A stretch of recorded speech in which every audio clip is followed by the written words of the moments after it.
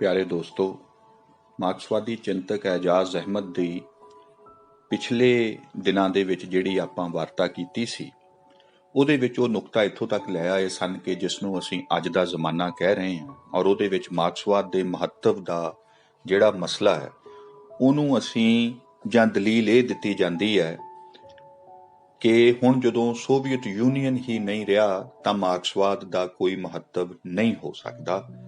ਤੇ ਇਸ ਲਿਹਾਜ਼ ਦੇ ਨਾਲ ਉਹੀ ਇਹਦੀ ਦਲੀਲ ਸੀ ਕਿ ਜੇ ਇੱਕ ਰਿਆਸਤੀ ਨਿਜ਼ਾਮ ਕਿਸੇ ਸਿਧਾਂਤ ਦੀ ਨੁਮਾਇੰਦਗੀ ਕਰਦਾ ਹੈ ਤਾਂ ਉਸ ਸਿਧਾਂਤ ਦਾ ਕੋਈ ਮਤਲਬ ਹੈ,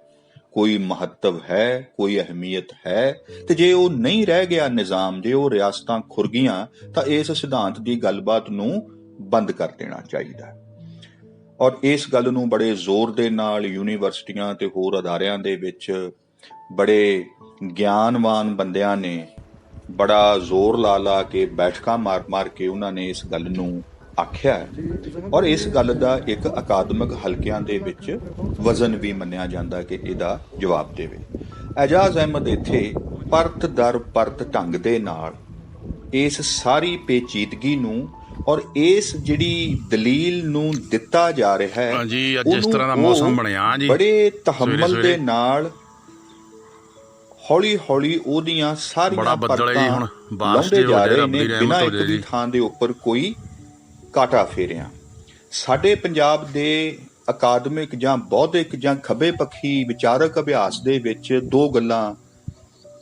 ਇੰਪੋਰਟੈਂਟ ਰਹੀਆਂ ਨੇ। ਇੱਕ ਤੇ ਇਹ ਕਿ ਇਹ ਦੌਰ ਜੀ ਸਾਮਰਾਜਵਾਦ ਦਾ ਦੌਰ ਹੈ ਤੇ ਸਾਰਾ ਕੁਝ ਇਤਿਹਾਸ ਦੇ ਵਿੱਚ ਇੱਕ ਸਾਜ਼ਿਸ਼ ਦੇ ਅਧੀਨ ਕੀਤਾ ਜਾਂਦਾ। ਜੇ ਸਟਾਲਿਨ ਤੋਂ ਬਾਅਦ ਖਰੁਸ਼ਚੇਵ ਆ ਗਿਆ ਤੇ ਉਹਨੇ ਪਾਲਿਸੀ ਬਦਲਤੀ ਤਾਂ ਇਹ ਸਾਜ਼ਿਸ਼ ਹੋ ਗਈ। ਫਿਰ ਗੋਰਬਾਚੋਵ ਨੇ ਸਾਜ਼ਿਸ਼ ਕਰ ਦਿੱਤੀ ਤੇ ਢਾਹ ਦਿੱਤਾ CIA ਦੀ ਸਾਜ਼ਿਸ਼ ਦੇ ਨਾਲ। ਠੀਕ ਆ, ਇਹਨਾਂ ਦੇ ਚੱਲਦੇ ਰਹਿੰਦੇ ਨੇ, ਇਹ ਸਾਰਾ ਜ਼ੋਰ ਉਹ ਲਾਉਂਦੇ ਰਹਿੰਦੇ ਨੇ ਤੇ ਪਰ ਸਾਰੀ ਦੀ ਸਾਰੀ ਪੇਚੀਦਾ ਅਮਲ ਨੂੰ, ਪ੍ਰਕਿਰਿਆ ਨੂੰ ਇੱਕ ਸਾਜ਼ਿਸ਼ ਤੇ ਬਾਹਰਲੀਆਂ ਏਜੰਸੀਆਂ ਦੇ ਨਾਂ ਤੇ ਲਾ ਦੇਣ ਦੀ ਜਿਹੜੀ ਇੱਕ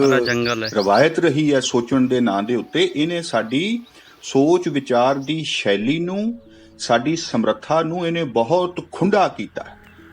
ਔਰ ਜਦੋਂ ਅਜਿਹੇ ਇੱਕ ਕਿਸਮ ਦਾ ਲਚਰ ਵਿਚਾਰਕ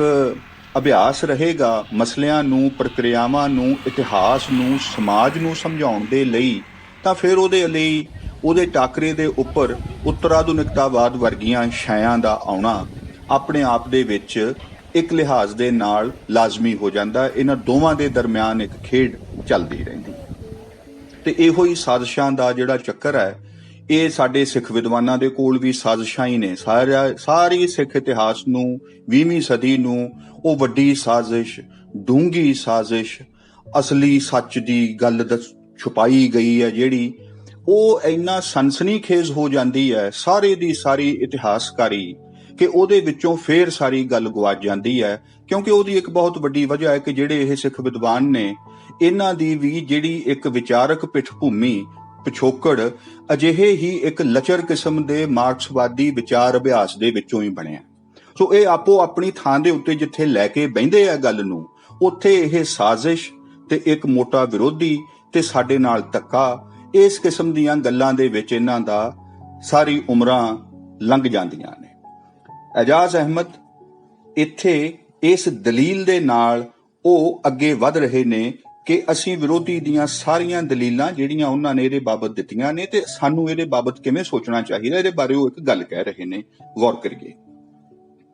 ਰਿਆਸਤਾਂ ਢਹਿਣ ਦੇ ਕੋਣ ਤੋਂ ਦੇਖੀਏ ਤਾਂ ਮਾਰਕਸਵਾਦ ਦਾ ਫਿਰ ਆਪਣਾ ਕੋਈ ਇਤਿਹਾਸ ਨਹੀਂ ਰਹਿ ਜਾਂਦਾ, ਸਗੋਂ ਸੋਵੀਅਤ ਯੂਨੀਅਨ ਦੇ ਇਤਿਹਾਸ 'ਚ ਹੀ ਜਜ਼ਬ ਹੋ ਜਾਂਦਾ ਹੈ। ਜਾਂ ਜਿਹੜੀਆਂ ਰਿਆਸਤਾਂ ਸੋਵੀਅਤ ਯੂਨੀਅਨ ਦੀਆਂ ਸੰਗੀ ਸਨ, ਉਹਨਾਂ ਦੇ ਇਤਿਹਾਸਾਂ ਵਿੱਚ ਖਿੰਡ ਪੁੰਡ ਜਾਂਦਾ ਹੈ। ਸੋ ਜੇ ਸੋਵੀਅਤ ਯੂਨੀਅਨ ਟੁੱਟ ਜਾਵੇ ਤਾਂ ਮਾਰਕਸਵਾਦ ਦਾ ਮਹੱਤਵ ਖਤਮ ਹੋ ਜਾਂਦਾ ਹੈ, ਕਿਉਂਕਿ ਉਸ ਦਾ ਤਾਂ ਹੋਰ ਕੋਈ ਇਤਿਹਾਸ ਹੈ ਹੀ ਨਹੀਂ, ਜਿਹੜੀ ਦਲੀਲ ਦਿੱਤੀ ਜਾ ਰਹੀ ਹੈ। ਅੱਗੇ ਕਹਿੰਦੇ ਆ, ਜੇ ਹੁਣ ਸੋਵੀਅਤ ਯੂਨੀਅਨ ਦੇ ਵਜੂਦ ਨੂੰ ਹੀ ਮਾਰਕਸਵਾਦ ਦੀ ਕਸਵੱਟੀ ਸਮਝ ਲਿਆ ਜਾਏ ਤਾਂ ਇਸ ਦਾ ਇੱਕ ਮਤਲਬ ਇਹ ਵੀ ਹੋਇਆ ਕਿ ਸੋਵੀਅਤ ਯੂਨੀਅਨ ਦੀ ਕਾਇਮੀ ਯਾਨੀ 1917 ਤੋਂ ਬਾਅਦ ਕਿਸੇ ਵੀ ਮਾਰਕਸਵਾਦੀ ਨੂੰ ਉੱਕਾ ਹੀ ਲੋੜ ਨਹੀਂ ਕਿ ਉਹ ਮਾਰਕਸਵਾਦ ਨੂੰ ਸੋਵੀਅਤ ਯੂਨੀਅਨ ਦੀਆਂ ਪਾਲਿਸੀਆਂ ਤੋਂ ਅਡਰਾ ਕਰਕੇ ਆਪਣੇ ਤੌਰ ਤੇ ਸਮਝਣ ਦੀ ਕੋਸ਼ਿਸ਼ ਕਰੇ ਕਿ ਜੇ ਸਾਰਾ ਉਹ ਸੋਵੀਅਤ ਯੂਨੀਅਨ ਦੇ ਨਾਲ ਹੀ ਜੁੜਿਆ ਹੋਇਆ ਤਾਂ ਬਸ ਫਿਰ ਸੋਵੀਅਤ ਯੂਨੀਅਨ ਦੀਆਂ ਪਾਲਿਸੀਜ਼ ਨੂੰ ਸਮਝ ਲਓ, ਉਹੀ ਮਾਰਕਸਵਾਦ ਹੈ। ਉਸ ਤੋਂ ਬਿਨਾਂ ਤੇ ਕੋਈ ਮਾਰਕਸਵਾਦ ਆਪਣੇ ਤੌਰ ਤੇ ਸਮਝਣ ਵਾਲੀ ਤੇ ਕੋਈ ਚੀਜ਼ ਬਚਦੀ ਨਹੀਂ। ਇਸੇ ਦਲੀਲ ਦੀ ਤੀਜੀ ਪਰਤ ਤੇ ਆਉਂਦੇ ਨੇ ਕਿ ਜੇ ਸੋਵੀਅਤ ਯੂਨੀਅਨ ਨਾ ਰਹੇ ਤਾਂ ਨਾ ਹੀ ਮਾਰਕਸਵਾਦ ਦਾ ਮਹੱਤਵ ਸਮਝਿਆ ਜਾ ਸਕਦਾ ਹੈ ਤੇ ਨਾ ਹੀ ਸੋਵੀਅਤ ਯੂਨੀਅਨ ਦੇ ਟੁੱਟਣ ਦੇ ਅਮਲ ਨੂੰ, ਜਿਹੜੀ ਪ੍ਰਕਿਰਿਆ ਚੱਲੀ ਹੈ, ਨੂੰ ਸਮਝਣ ਲਈ ਮਾਰਕਸਵਾਦੀ ਅਸੂਲਾਂ ਦਾ ਕੋਈ ਪੈਮਾਨਾ ਹੀ ਸਾਡੇ ਕੋਲ ਰਹਿ ਜਾਂਦਾ। ਸਗੋਂ ਫਿਰ ਤਾਂ ਸੋਵੀਅਤ ਯੂਨੀਅਨ ਦੀ ਟੁੱਟ ਭੱਜ ਨੂੰ ਮਾਰਕਸਵਾਦ ਤੋਂ ਬਿਨਾਂ ਹੀ ਸਮਝਿਆ ਜਾ ਸਕਦਾ ਹੈ, ਕਿਉਂਕਿ ਜੇ ਅਸੀਂ ਸੋਵੀਅਤ ਯੂਨੀਅਨ ਦੀ ਕਾਇਮੀ ਤੇ ਉਹਦੇ ਟੁੱਟ ਭੱਜ ਦੇ ਇਤਿਹਾਸ ਦੇ ਵਿੱਚ ਹੀ ਜੇ ਅਸੀਂ ਜਜ਼ਬ ਹੋ ਚੁੱਕੇ ਹਾਂ, ਉਸੇ ਚੀਜ਼ ਜੇ ਮਾਰਕਸਵਾਦ ਘੋਲਿਆ ਜਾ ਚੁੱਕਿਆ ਹੈ, ਤਾਂ ਫਿਰ ਠੀਕ ਹੈ। ਇਹਦੇ ਲਈ ਇਹਦਾ ਮਤਲਬ ਇਹ ਹੈ ਕਿ ਮਾਰਕਸਵਾਦ ਦਾ ਮਹੱਤਵ ਇੱਕ ਲਿਹਾਜ਼ ਦੇ ਨਾਲ ਤਾਂ ਸਮਝਣ ਸਮਝਾਉਣ ਦੇ ਲਈ ਸੋਵੀਅਤ ਯੂਨੀਅਨ ਦੀ ਕਾਇਮੀ ਦੇ ਨਾਲ ਹੀ ਖਤਮ ਹੋ ਗਿਆ ਸੀ, ਕਿਉਂਕਿ ਹੁਣ ਤਾਂ ਸਾਰਾ ਸਮਝਣ ਸਮਝਾਉਣ ਦਾ ਕੰਮ ਸੋਵੀਅਤ ਯੂਨੀਅਨ ਨੇ ਹੀ ਕਰਨਾ ਸੀ। ਤੇ ਜੇ ਕਿਤੇ ਉਹ ਟੁੱਟਣ ਲੱਗ ਪਏ ਤੇ ਮਾਰਕਸਵਾਦ ਤਾਂ ਪਹਿਲਾਂ ਹੀ ਖਤਮ ਹੋ ਚੁੱਕਿਆ, ਤੇ ਇਹਦਾ ਮਤਲਬ ਇਹ ਹੈ ਕਿ ਇਹਨੂੰ ਕਿਸੇ ਹੋਰ ਪ੍ਰਣਾਲੀ ਨਾਲ ਸਮਝਣ ਦੀ ਲੋੜ ਹੈ, ਜਾਂ ਸਮਝਿਆ ਜਾਣਾ ਸ਼ਾਇਦ ਠੀਕ ਹੋਏਗਾ। ਇਹ ਦਲੀਲ ਹਜੇ ਅਗਲੇਰੇ ਵਾਰਤਾ ਤੱਕ ਵੀ ਚੱਲੇਗੀ, ਪਰ ਮੈਨੂੰ ਇਹ ਲੱਗਦਾ ਕਿ ਇਸ ਤਸਵੀਰ ਦੇ ਵਿੱਚ ਆਪਾਂ ਇਨਕਲਾਬ ਦੇ ਵੇਲੇ ਲੈਨਿਨ ਨੂੰ ਰੂਸੀ ਲੋਕਾਂ ਦੇ ਵਿੱਚ ਵੇਖੀਏ, ਕ੍ਰਾਂਤੀਕਾਰੀਆਂ ਦੇ ਵਿੱਚ ਖੜਾ ਹੈ, ਕਿਸ ਤਰ੍ਹਾਂ ਦੀ ਭਖੀ ਹੋਈ ਇੱਕ ਗੱਲਬਾਤ ਹੋ ਰਹੀ ਹੈ, ਲੋਕਾਂ ਦੇ ਚਿਹਰਿਆਂ ਦੇ ਉੱਪਰ ਕਿੰਨੀ ਆਸ ਔਰ ਕਿਵੇਂ ਵੇਖ ਰਹੇ ਆ ਉਹਦੇ ਵੱਲ, ਔਰ ਉਹਨਾਂ ਦੇ ਨਾਲ ਉਹ ਕਿਵੇਂ ਗੱਲ ਕਰ ਰਿਹਾ ਹੈ। ਲੈਨਿਨ ਆਪਣੇ ਲੋਕਾਂ ਨੂੰ ਬਹੁਤ ਪਿਆਰ ਕਰਦਾ ਸੀ, ਉਹਨਾਂ ਤੋਂ ਸਿੱਖਦਾ ਸੀ ਔਰ ਉਹਨਾਂ ਤੋਂ ਵਾਰ-ਵਾਰ ਮਾਫੀ ਮੰਗਦਾ ਸੀ ਕਿ ਇਹ ਗੱਲ ਆਪਣੀ ਗਲਤ ਹੋ ਗਈ ਹੈ। ਉਹ ਕਦੇ ਆਪਣੇ ਲੋਕਾਂ ਦਾ ਸਾਹਮਣਾ ਕਰਨ ਤੋਂ, ਆਪਣੀ ਗਲਤੀ ਨੂੰ ਮੰਨਣ ਤੋਂ ਕਦੇ ਨਹੀਂ ਝਿਜਕਿਆ। ਫਿਡਲ ਕਾਸਟਰੋ ਜਦੋਂ ਕਿਊਬਾ ਦੇ ਇਨਕਲਾਬ ਦੇ ਉੱਪਰ ਸੰਕਟ ਸੀ, ਹਵਾਨਾ ਦੇ ਵਿੱਚ ਉਸ ਦੀ 6 ਘੰਟੇ ਲੰਬੀ ਤਕਰੀਰ ਹੋਈ ਸੀ, ਜਿਸ ਨੂੰ ਬੜੇ ਵੱਡੇ ਵਿਦਵਾਨਾਂ ਨੇ ਵੀ ਉੱਥੇ ਪਹੁੰਚ ਕੇ ਸੁਣਿਆ, ਔਰ ਉਹ ਕਹਿ ਰਹੇ ਸੀ ਕਿ ਉੱਥੇ ਉਹ ਦੱਸ ਰਿਹਾ ਸੀ ਕਿ ਸਾਡੀਆਂ ਆਹ ਨਾਕਾਮੀਆਂ ਰਹੀਆਂ ਨੇ, ਸਾਡੇ ਕੋਲੋਂ ਆਹ ਟੀਚੇ ਵੀ ਨਹੀਂ ਹਾਸਲ ਕੀਤੇ ਗਏ, ਅਸੀਂ ਇਸ ਪਾਸੇ ਵੀ ਅਸਫਲ ਹੋਏ ਹਾਂ। ਪਰ ਇਨਕਲਾਬ ਇਹਨਾਂ ਸਾਰੀਆਂ ਅਸਫਲਤਾਵਾਂ, ਇਹਨਾਂ ਸਾਰੀਆਂ ਨਾਕਾਮੀਆਂ ਤੋਂ ਥੋੜਾ ਵੱਧ ਕੇ ਹੈ, ਤੇ ਉਹ ਸਾਡਾ ਇਰਾਦਾ ਹੈ ਜਿਹੜਾ ਉਹ ਨਹੀਂ ਡੋਲਿਆ ਹੈ, ਆਪਾਂ ਡਟੇ ਰਹੀਏ। ਲੋਕ ਇਹ ਕਹਿੰਦੇ ਆ, ਔਰ ਵੱਡੇ ਮਾਰਕਸਵਾਦੀ ਇਤਿਹਾਸਕਾਰ ਐਰਿਕ ਹੌਬਸਬੈਮ ਇਸ ਗੱਲ ਨੂੰ ਨੋਟ ਕਰਦੇ ਆ, ਦਰਜ ਕਰਦੇ ਆ ਕਿ ਉਹ ਇੱਕ ਮੌਕਾ ਸੀ ਕਿ ਇੱਕ ਨੇਤਾ ਕਿਸ ਤਰ੍ਹਾਂ ਆਪਣੇ ਲੋਕਾਂ ਦੇ ਵਿੱਚ ਖੜ ਕੇ ਸੱਚ ਬੋਲਦਾ ਹੈ, ਆਪਣੀ ਨਾਕਾਮੀ ਨੂੰ ਉਹ, ਜਾਂ ਜਿੱਥੇ ਕੋਈ ਊਣ ਰਹਿ ਗਈ ਹੈ ਜਾਂ ਕਾਣ ਰਹਿ ਗਈ ਹੈ, ਉਹਨੂੰ ਉਹ ਕਿਸ ਖੁੱਲਦਲੀ ਦੇ ਨਾਲ ਆਪਣੇ ਲੋਕਾਂ ਦੇ ਸਾਹਮਣੇ ਰੱਖਦਾ।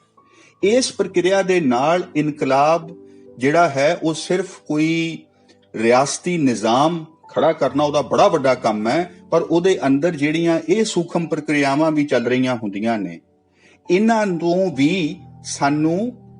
ਕੁਝ ਵਿਚਾਰਨ ਦੀ ਇੱਕ ਸ਼ਕਤੀ ਮਿਲਦੀ ਹੈ ਕਿ ਸਾਰੀ ਗੱਲ ਉੱਥੇ ਹੀ ਨਹੀਂ, ਇਹਦੇ ਅੰਦਰ ਦੇ ਗੁਣ ਨੂੰ ਪਛਾਣਿਆ ਜਾਣਾ ਚਾਹੀਦਾ ਹੈ। ਤੇ ਫਿਰ ਇੱਥੇ ਹੀ ਪੰਜਾਬ ਦੇ ਆਪਣੇ ਲੱਗਣ ਵਾਲੇ ਜਵਾਨ ਰਾਂਝੇ ਦਾ ਖਿਆਲ ਆਉਂਦਾ ਹੈ ਹੀਰ ਵਾਰਿਸ ਸ਼ਾਹ ਦੇ ਵਿੱਚ, ਕਿ ਰਾਂਝਾ ਜਦੋਂ ਹੀਰ ਨੂੰ ਹਾਸਲ ਕਰਨ ਲਈ ਤੇ ਉਹਦੇ ਆਖੇ ਤੇ ਜੋਗ ਧਾਰਨ ਕਰਨ ਲਈ ਬਾਲਨਾਥ ਦੇ ਟਿੱਲੇ ਤੇ ਪਹੁੰਚਦਾ ਹੈ, ਤਾਂ ਬਾਲਨਾਥ ਇਸ ਛੈਲ ਸੁਬਕ ਲੜਕੇ ਨੂੰ ਵੇਖ ਕੇ ਉਹਨੂੰ ਬੜਾ ਲੱਗਦਾ ਹੈ ਕਿ ਇਹਦੇ ਤੋਂ ਤੇ ਨਹੀਂ, ਜੋਗ ਨਹੀਂ ਸਾਂਭਿਆ ਜਾਣਾ ਇਹਦੇ ਕੋਲ, ਔਰ ਉਹਦੇ ਪੈਰ ਨਹੀਂ ਲੱਗਣ ਦਿੰਦਾ। ਬੜੀ ਜਿਰਾ ਹੁੰਦੀ ਹੈ, ਉਹ ਉਸਨੂੰ ਕਹਿੰਦਾ ਕਿ ਇਹ ਬਹੁਤ ਔਖਾ ਮਾਰਗ ਹੈ, ਇਹਦੇ ਤਾਂ ਬਹੁਤ ਕਠਿਨ ਤਪੱਸਿਆ ਦਾ ਮਾਰਗ ਹੈ, ਤੇਰੇ ਇਹ ਵਸਦਾ ਹੀ ਨਹੀਂ ਹੈ। ਉਹ ਉਹਨੂੰ ਬਹੁਤ ਵਲਾਉਂਦਾ ਹੈ ਕਿ ਇਹ ਚਲਾ ਜਾਏ ਇੱਥੋਂ, ਇਹ ਟਲ ਜਾਏ ਜੋਗ ਹਾਸਲ ਕਰਨ ਤੋਂ। ਪਰ ਰਾਂਝਾ ਵੀ ਉੱਥੇ ਉਹਦੀ ਹਰੇਕ ਗੱਲ ਦੇ ਵਿੱਚ ਇੱਕ ਆਪਣੀ ਗੱਲ ਉਹ ਰੱਖਦਾ ਹੈ ਕਿ ਨਹੀਂ, ਮੈਨੂੰ ਚਾਹੀਦਾ ਹੈ, ਤੁਸੀਂ ਸਮਝੋ, ਤੁਸੀਂ ਵੇਖੋ, ਇਉਂ ਵੀ ਕਰੀਦਾ ਹੁੰਦਾ ਹੈ, ਜਦੋਂ ਕੋਈ ਇਉਂ ਆਵੇ ਉਹਨੂੰ ਐ ਨਹੀਂ ਤੋਰੀਦਾ ਹੁੰਦਾ। ਉਹਦੀ ਲਗਨ ਦੇਖ ਕੇ ਬਾਲਨਾਥ ਨੂੰ ਲੱਗਦਾ ਹੈ ਕਿ ਇਹਨੂੰ ਜੋਗ ਦੇਣਾ ਪਏਗਾ। ਔਰ ਉੱਥੇ ਜਿਹੜਾ ਇਹ ਸਾਰਾ ਚੱਲ ਰਿਹਾ ਹੈ, ਇੱਕ ਕਿਸਮ ਦਾ ਦੋਵਾਂ ਦੇ ਅੰਦਰ ਇੱਕ ਤਕਰਾਰ ਕਹਿ ਲਈਏ, ਇੱਕ ਵਿਵਾਦ ਜਿਹੜਾ ਚੱਲ ਰਿਹਾ ਹੈ, ਉਹਦੇ ਵਿੱਚ ਫੇਰ ਵਾਰਿਸ ਸ਼ਾਹ ਇਹ ਗੱਲ ਨੂੰ ਦਰਜ ਕਰਦੇ ਨੇ। ਸਤਰ ਆਉਂਦੀ ਹੈ ਕਿ ਰਾਂਝਾ ਬੰਨ ਕੇ ਖਰਚ ਹੈ ਮਗਰ ਲੱਗਾ, ਜੋਗੀ ਆਪਣਾ ਜ਼ੋਰ ਸਭ ਲਾਏ ਰਿਹਾ। ਜਿਵੇਂ ਖਰਚ ਬੰਨ੍ਹ ਕੇ ਐਜਾਜ਼ ਅਹਿਮਦ ਸਮਝਾਉਣ ਲੱਗੇ ਹੋਏ ਨੇ ਮਾਰਕਸਵਾਦ ਤੇ ਸੋਵੀਅਤ ਯੂਨੀਅਨ ਦੇ ਆਪਣੇ ਰਿਸ਼ਤੇ ਦੀ ਪੇਚੀਦਗੀ ਨੂੰ, ਜਿਵੇਂ ਖਰਚ ਬੰਨ੍ਹ ਕੇ ਲੈਨਨ ਸਮਝਾਉਣ ਤੇ ਸਮਝਣ ਲੱਗਿਆ ਹੋਇਆ ਆਪਣੇ ਲੋਕਾਂ ਦੇ ਕੋਲੋਂ, ਤੇ ਜਿਵੇਂ ਰਾਂਝਾ ਕਿਸੇ ਆਪਣੀ ਲਗਨ ਧੁਨ ਕਿਸੇ ਨਵੀਂ ਦੁਨੀਆ, ਕਿਸੇ ਨਵੇਂ ਸੰਸਾਰ ਦੇ ਵਿੱਚ ਰੂਹ ਫੂਕਣ ਦੇ ਲਈ ਜਿਵੇਂ ਉਹ ਜਿਰਾ ਕਰ ਰਿਹਾ ਹੈ, ਥਾਂ ਥਾਂ ਦੇ ਉੱਪਰ ਲੋਕਾਂ ਦੇ ਨਾਲ ਮਿਲ ਰਿਹਾ ਹੈ, ਅਜੇ ਵਿਦਵਾਨਾਂ ਦੇ ਨਾਲ, ਫਕੀਰਾਂ ਦੇ ਨਾਲ ਉਹ ਮਿਲ ਰਿਹਾ ਹੈ।